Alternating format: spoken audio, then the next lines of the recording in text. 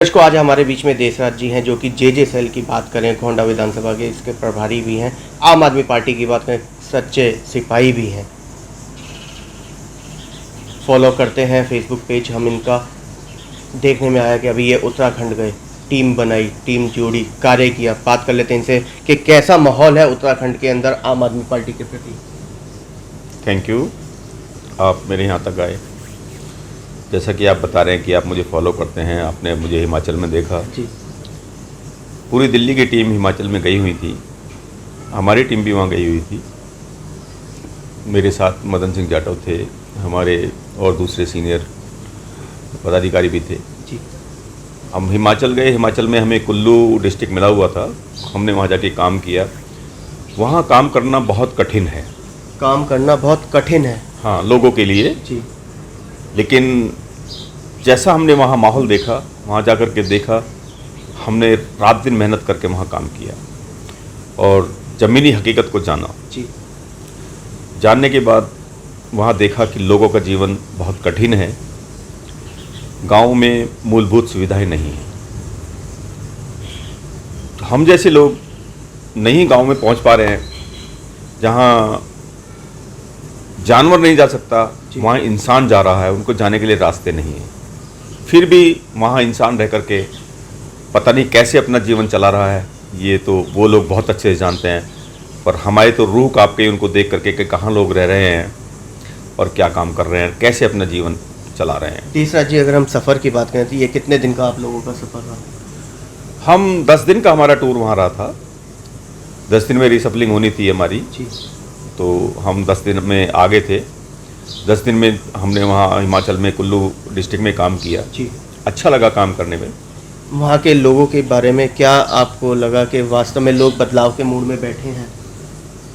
हाँ, हमने जाके वहाँ दिल्ली मॉडल को उनको बताया, केजरीवाल साहब की जो मॉडल है जी।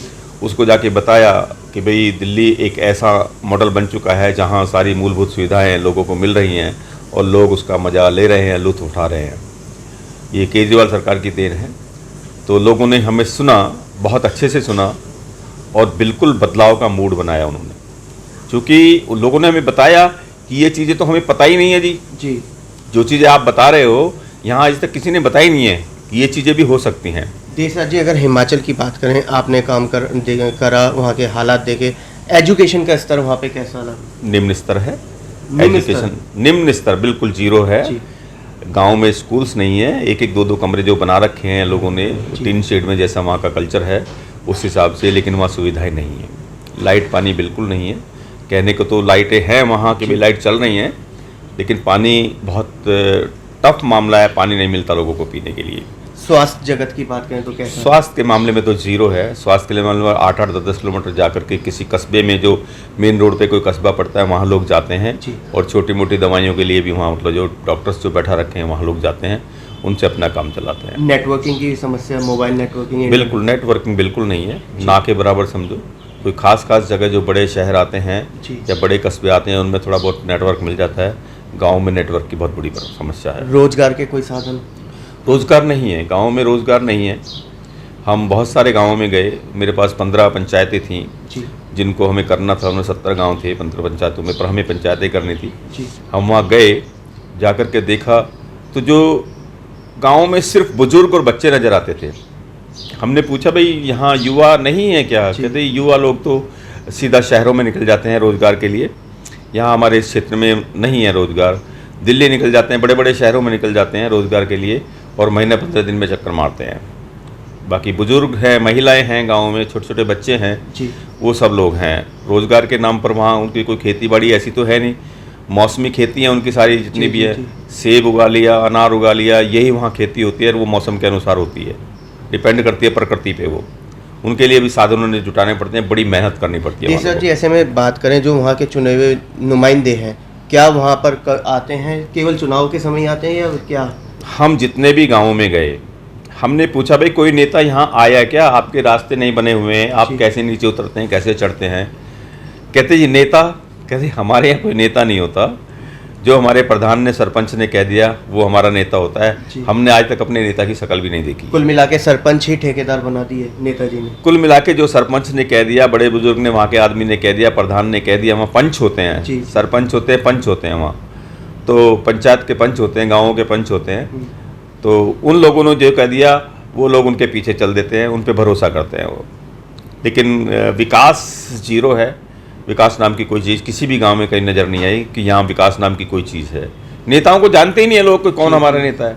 वहाँ पे अब आम आदमी पार्टी का जाकर के आपने वहाँ काम करा, वहाँ देखा, वहाँ लोगों की दिमाग में बैठ रही है आम आदमी पार्टी। बिल्कुल, वो एक सपना देख रहे हैं, दिल्ली मॉडल का सपना देख रहे हैं कि ये भी हो सकता है, हर गांव में मोहल्ला क्लिनिक खुल सकता है। कि हाँ बिल्कुल खुल सकता है, हमें मेडिकल फैसिलिटी मिल सकती हैं, बिल्कुल मिल सकती हैं, हर गांव में अच्छे स्कूल हो सकते हैं, बिल्कुल हो सकते हैं, क्यों नहीं हो सकते। हमें लाइट पानी फ्री मिल जाएगी, वहाँ लाइट बहुत महंगी है जबकि वो लाइट खुद बना रहे हैं जी। वहाँ प्रोजेक्ट लगे हुए लाइट बनाने के, उसके बावजूद भी लोग वहाँ महंगी लाइट ले रहे हैं। जब हमने उन्हें दिल्ली के बारे में बताया कि हम तो लाइट खरीद करके फ्री में दिल्ली के लोगों को लाइट दे रहे हैं जी।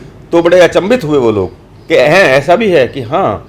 कहते जी हमने सुना था लेकिन दूर दूर दराजों में कहीं लोग कहते थे, अब आप हमारे गांव में आके बता रहे हैं, हमारे लिए तो मतलब सपने जैसा है ये कि हम सपना देख रहे हैं कि ऐसा भी हमारा गांव हमारा क्षेत्र हो सकता है। तो अब हमने आम आदमी पार्टी का कौन सा ऐसा चेहरा है जो हम उतार करके आए हैं? वहाँ तो हमने कई सारे चेहरे बनाए हैं, हमने ज़मीन पे काम किया, लोगों को तैयार किया है, वहाँ आम आदमी की नीतियों को बताया है, आम आदमी पार्टी का हमने एजेंडा रखा है वहाँ भी, ये हम काम दिल्ली में कर रहे हैं, ये काम हमने पंजाब में किए हैं, सेम हम आपके हिमाचल में कर सकते हैं, बशर्ते कि आप हमारा साथ दें। तो हम वहाँ संगठन बना के आए हैं। जी। ठीक है, मेरा डिस्ट्रिक्ट कुल्लू में मेरे पास जो जिसके साथ में हमें लगाया गया था, जी, जी। बहुत मेहनती लड़का है, समझे जी, करण सिंह बौद्ध करके, जिसको हम तैयार करके आए हैं, ज़मीन पे काम करने वाला लड़का, उसकी बहुत पहचान है वहाँ, ज़मीन पे काम कर रहा है, लोग उससे जुड़ रहे हैं और वो बहुत मददगार है लोगों के लिए। हमने देखा गांव-गांव में उसकी जो पहचान है, जो पकड़ है, बहुत जी। बढ़िया पकड़ है। और हमने उसको टिप्स दिए कि भाई आम आदमी पार्टी के लिए ये चीज़ें हैं, ये जनता को बताइए। वो उसको फॉलो कर रहा है और आम आदमी की नीतियों को जन जन तक, गांव-गांव तक, घर घर तक पहुंचा रहा है। देशराज जी, वहाँ टूरिज्म के अलावा कोई और रोजगार का कोई और साधन आपको नजर आया? हमें ऐसा कोई साधन नज़र नहीं आया। खेती बाड़ी के रूप में कुछ नहीं है वहाँ, जो उनकी मौसमी फल होते हैं, जो खेती होती है वही वो करते हैं। जी। वो प्रकृति के ऊपर डिपेंड करता है, जैसे कि मैंने बताया जी आपको। जी जी। बाकी मजदूरी, युवा वर्ग बिल्कुल बेकार है वहाँ। पहली बात तो नज़र नहीं आएगा आपको, गाँव में चले जाते हैं जितने वहाँ युवा अनपढ़ लोग हैं, जी। कोई रोज़गार उनको नहीं है, गाँव में लेटे रहते हैं। शाम को चूल्हा चलाने के लिए लकड़ी ले आते हैं लेडीज़ के साथ जा करके। कुछ न कुछ थोड़े बहुत मवेशी रखे हुए हैं, बकरी पाल ली, एक दो गाय पाल ली, उनसे अपना गुजारा कर रहे हैं। बाकी ऐसी खेती बाड़ी का कोई काम विशेष नहीं है। युवा वर्ग बिल्कुल बेकार बैठा हुआ है। देशराज जी, ऐसे में बात करें केंद्र सरकार, मोदी सरकार की, वो 8 साल बेमिसाल बता रही है। हाँ, देखिए हर आदमी अपना मुखौटा सामने लेके आता है तो वो अपने गाने को तो बहुत अच्छा बताएगा, जो हम गाना गा रहे हैं बहुत अच्छा गा रहे हैं, लेकिन ज़मीनी हकीकत कुछ और है।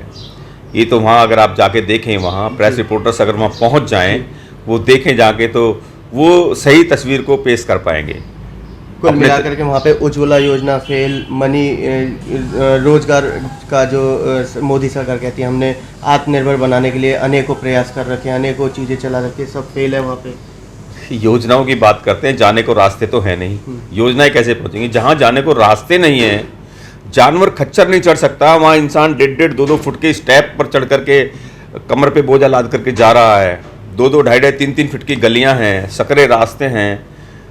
गाड़ी से अगर आप जाओगे, साइकिल नहीं जा सकती, साइकिल लोगों के पास में है नहीं। जिन लोगों के पास में इक्का दुक्का कहीं मोटरसाइकिल है तो वो गांव से 1.5-2 किलोमीटर 3 किलोमीटर पहले खड़ी करता है उसको, तब जाकर के गांव के पहले रास्ते पर जाता है, तब अपने घर में पहुंचता है वो, और वो बाइक वहीं खड़ी रहती है। जिस किसी के पास में अगर है कोई गाड़ी, कोई बहुत पैसे वाला आदमी है तो उसके पास में मोटरसाइकिल हो सकती है, समझिए। सप्लाई होती है वहाँ, जो सामान, जिन लोगों ने दुकानें खोल रखी हैं वो वहाँ छोड़ देते हैं, 2-2.5-3 किलोमीटर पहले छोड़ देते हैं सामान को, और वहाँ से लोग अपनी कमर पे पिट्ठू बना करके उसको लाद के लेके जाते हैं।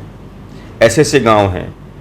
एक गांव की मैं कहानी बताऊँ आपको, ज्येष्ठा गांव में मैं गया, ठीक है, लगभग 1 किलोमीटर पहले हमें रुकना पड़ा वहाँ। 1 किलोमीटर पहले रुकने के बाद में हमने लोगों को अपनी कमर पे पिट्ठू बना करके सामान ऊपर ले जाते हुए देखा।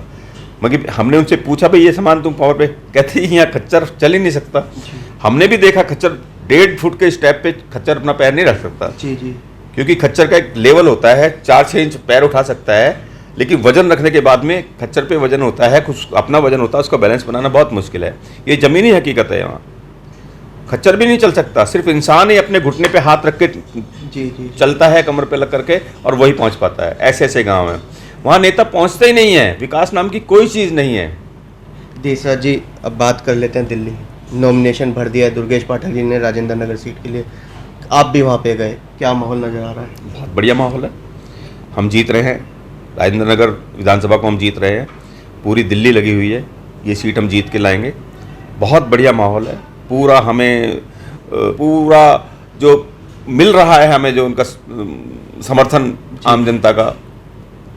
देसराज जी, क्योंकि आप सरकारी महकमे से रिटायर्ड भी हुए हैं, क्योंकि आप भाप लेते हैं, माहौल बना हुआ है पूरा माहौल बना हुआ है, हर जन जन की आवाज़ है, घर घर की आवाज़ है। आपकी सरकार चाहिए, आपका विधायक चाहिए। राजेंद्र नगर की आवाज़ है, आपकी सरकार चाहिए, आपका विधायक चाहिए। क्योंकि ये तो चैलेंजिंग आने वाले समय के नगर निगम चुनाव के लिए भी है। बिल्कुल है, बिल्कुल है। वहाँ की जनता को मैंने सुना, मैं 6-7 दिन वहाँ कैंपेनिंग करके आया हूँ, अभी मैंने 1 दिन का ब्रेक लिया है, कल परसों मैं फिर जाऊँगा। हम गली गली में रिक्शा लेकर के जा रहे हैं, चारों तरफ घूम रहे हैं, मेहनत कर रहे हैं, वहाँ दूसरे लोग भी मेहनत कर रहे हैं, और लोगों को हम अंदर घुस के पूछते हैं, भाई क्या चाहते हो? कहते ही जब से आम आदमी पार्टी आई है, सुविधाएं तो सब देते ही देते हैं, और कमियां भी बहुत सारी होती हैं। सिर्फ एक पानी की समस्या को लेकर के लोगों ने बताया, बाकी कहते हैं बाकी सारी चीज़ें हमारे पास बहुत बढ़िया हैं, और पानी पे भी ये पूरा जोर दे रहे हैं, जितना हो सकता है ये टैंकर भेजते हैं, सारे काम करते हैं, पर पूरी सुविधा आम आदमी सरकार वहाँ दे रही है। क्या अपील करेंगे लोगों से? मैं तो लोगों से यही अपील करूँगा कि भाई इसको राजेंद्र नगर सीट को जिता के लाएँ, और एक भरोसा आम आदमी पार्टी पे जैसे आपने दिखाया फिर से दिखाएं, और आम आदमी की सरकार दिल्ली में बना करके एमसीडी में भी आम आदमी की सरकार बनाएं, तो जो आपके सपने हैं वो पूरे होंगे। तो ये थे हमारे बीच में देसराज जी, जिन्होंने हिमाचल के बारे में ये बताया। हिमाचल की 10 दिन की यात्रा रही, कितना विकास सरकारों ने किया है, पूरी आप बीती इन्होंने बताई। वहीं राजेंद्र नगर सीट के लिए भी ये प्रयास कर रहे हैं, गए भी हैं, और पूरी दिल्ली लगी हुई है, क्योंकि आने वाले समय ये इस पे डिपेंड करता है नगर निगम चुनाव पे भी। तो हर कोई चाहता है कि नगर निगम जो चुनाव हो उससे पहले राजेंद्र नगर की सीट हमारे हाथ में हो। समय ही बताएगा ऊँट किस करवट बैठेगा। कैमरामैन पवन शर्मा के साथ राहुल शर्मा, भारत टीवी के लिए।